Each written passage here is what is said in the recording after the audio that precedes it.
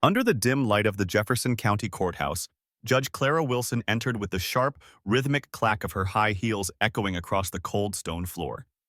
Each step she took seemed to resonate with authority, and there was a palpable sense of power that filled the room. With sleek, jet-black hair cut short and a gaze that could pierce through anyone in the room, Judge Wilson was a woman to be reckoned with. Her reputation wasn't just about the legal power she held, it was about the terror she instilled in everyone who dared to enter her courtroom. Clara Wilson had ruled over the Jefferson County Court for 24 years, building an empire of influence that no one dared challenge. Her every word, every decision was stamped with a sense of ruthlessness. Attorneys who walked into her courtroom knew from the start that they had no chance of winning. The outcome had already been decided before the trial even began, and the law was just a facade. Whenever Judge Wilson began a session, the atmosphere in the courtroom grew thick with tension. It wasn't just the weight of her presence that made the air heavy, but the chilling truth. Justice wasn't being served. The cases, particularly those involving poor or black defendants, were already decided before anyone even spoke. Lawyers could present their strongest evidence and best arguments, but it wouldn't matter. Her rulings were based on her whims, personal relationships, and vendettas rather than the actual law. One case in particular, involving a young black attorney named Lawrence, demonstrated the depths of Judge Wilson's corruption. Lawrence, eager and idealistic, had just begun his career as a defense attorney. He took on the case of a poor woman accused of fraud, hoping to make a difference. Little did he know he was walking into a trap set by Wilson. As soon as Lawrence entered the courtroom, he felt a chill wash over him. The room was heavy with the weight of past injustices. Though he feared the worst, he still held on to hope that the law would prevail. But as soon as Judge Wilson spoke, he realized the futility of his efforts. Her voice, cold and sharp, cut through the silence, and she made it clear that she had already made up her mind. "All right, Mr. Lawrence," she said, locking eyes with him. "Tell me why I shouldn't rule in favor of the prosecution." Lawrence's heart skipped a beat. He had been hoping for a fair trial, but he quickly realized that was never going to happen. He steeled himself and began presenting his case, pointing out that his client had no motive to commit fraud and that the evidence from the prosecution was flimsy at best. But Judge Wilson didn't even acknowledge his argument. She stared at him blankly, her cold gaze never wavering. As Lawrence reached the most critical part of his defense, she cut him off. "That's enough, Mr. Lawrence," she said, her tone final. "I've heard enough." Though he knew it was a futile gesture, Lawrence tried once more. He stood up and challenged her decision, hoping that maybe, just maybe, his voice would be heard. But as soon as he spoke, the fire in Wilson's eyes flared. She didn't respond with words. She simply gestured for the bailiff to step forward. "Take him out of here," she commanded. A bailiff immediately stepped up, grabbed Lawrence by the arm, and dragged him out of the courtroom. The entire room remained silent, not daring to utter a word. The air was thick with tension, and Lawrence felt utterly alone. He had been silenced, humiliated, and cast aside as if he were nothing. But he wasn't the only one. Everyone who entered Judge Wilson's courtroom was a pawn in her game. When the trial finally ended, Judge Wilson handed down her verdict. Lawrence's client was guilty, and the sentence favored the prosecution. The trial, which had been nothing more than a mere formality, was over. This was just one example in a long line of cases where the law had been manipulated and twisted by the power of a single individual. Wilson's reign over the Jefferson County Court wasn't just about unfair verdicts.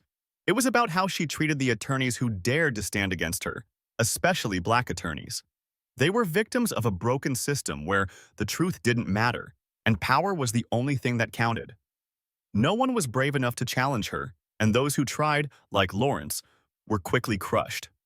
But the real question remained. Would anyone ever stand up to this tyrant, or would Jefferson County continue to be a place where power belonged to one person and justice was just an illusion?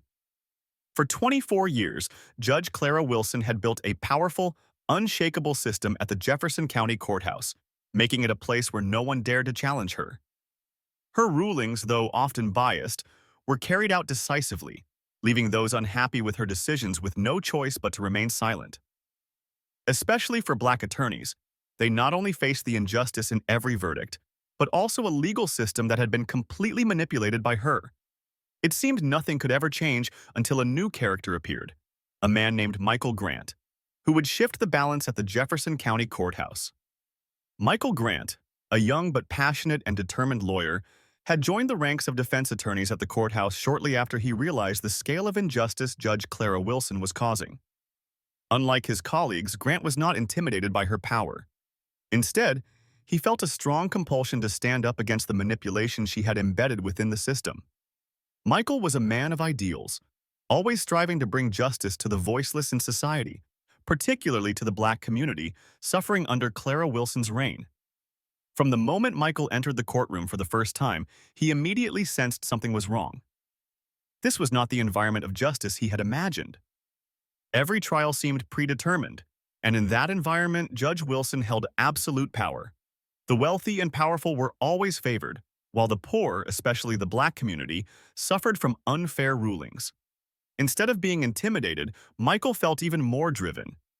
He knew he had to do something, not only for himself but for those oppressed by a system that was clearly unjust. One case that Michael got involved in, a case of a Black young man falsely accused of theft, sparked a fierce anger in him. Judge Wilson, with her cold and authoritative gaze, immediately handed down a verdict without properly hearing all the evidence. Despite being a young lawyer, Michael could not stand idly by and watch this injustice unfold. He decided to confront Clara Wilson head-on in a legal battle that no one expected him to win.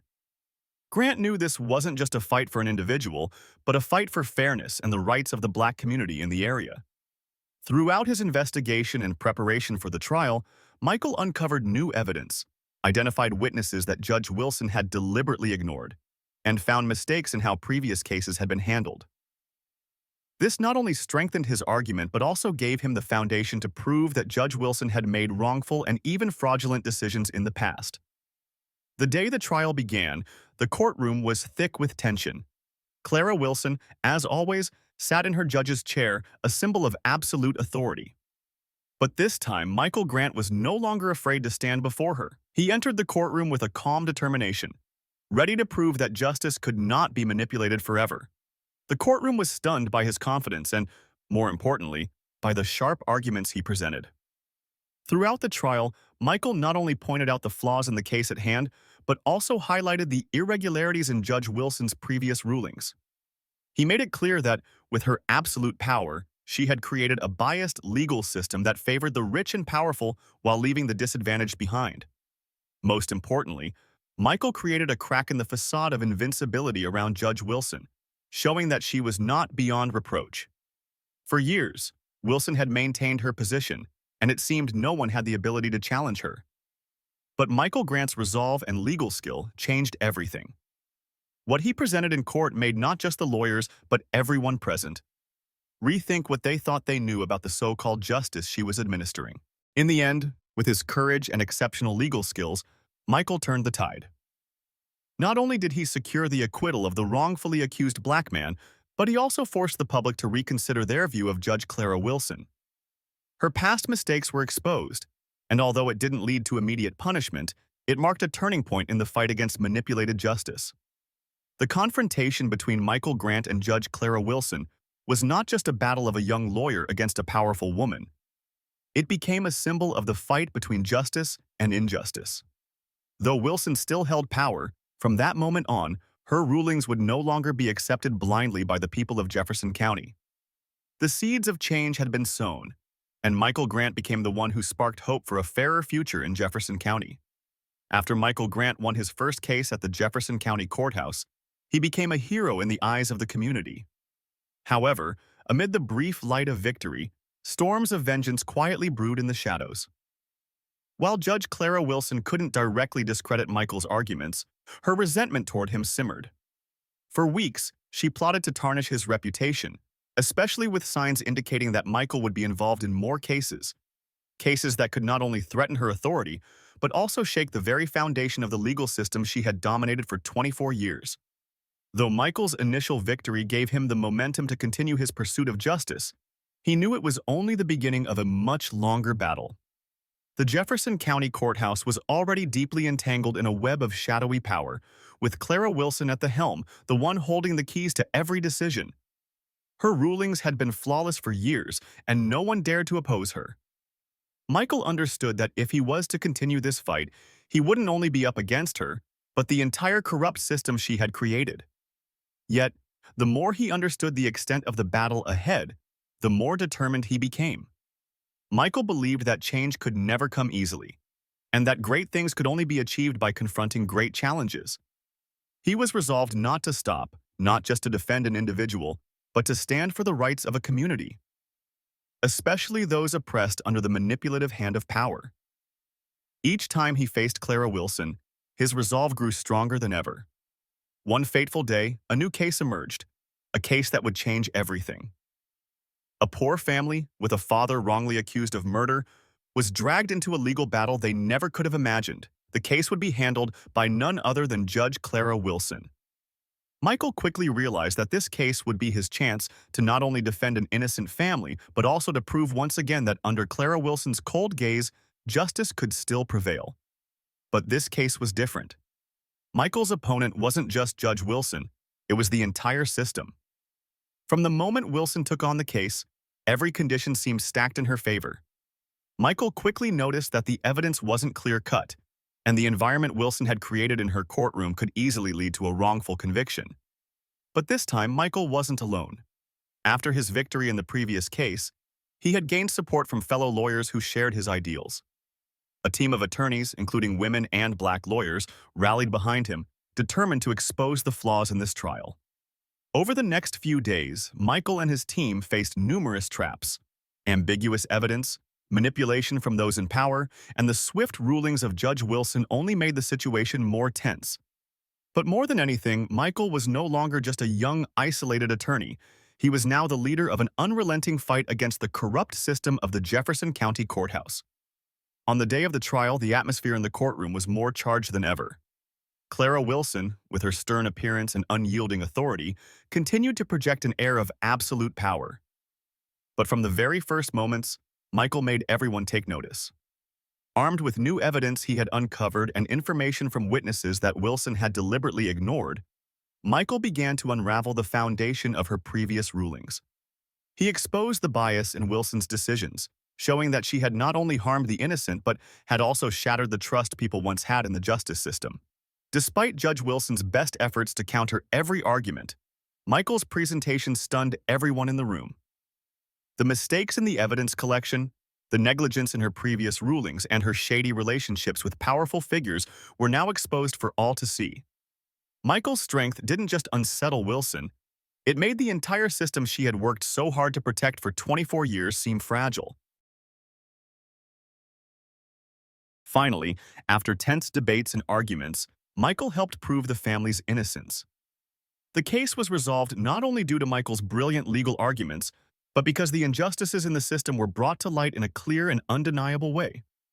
While Judge Wilson still held power, her once unshakable image of authority had been severely damaged. The community in Jefferson County began to look at her differently. Those who once feared her started to find their voices, and the fear that had kept them silent for years began to crumble. Though Michael couldn't completely defeat Clara Wilson, he had laid the groundwork for a profound change. His journey wasn't just about defending a family. It was a relentless fight for justice that would continue until the corrupt system Wilson had built was torn down. And while there were still many challenges ahead, Michael knew that each small victory was a step closer to dismantling the regime Clara Wilson had so carefully constructed over the years.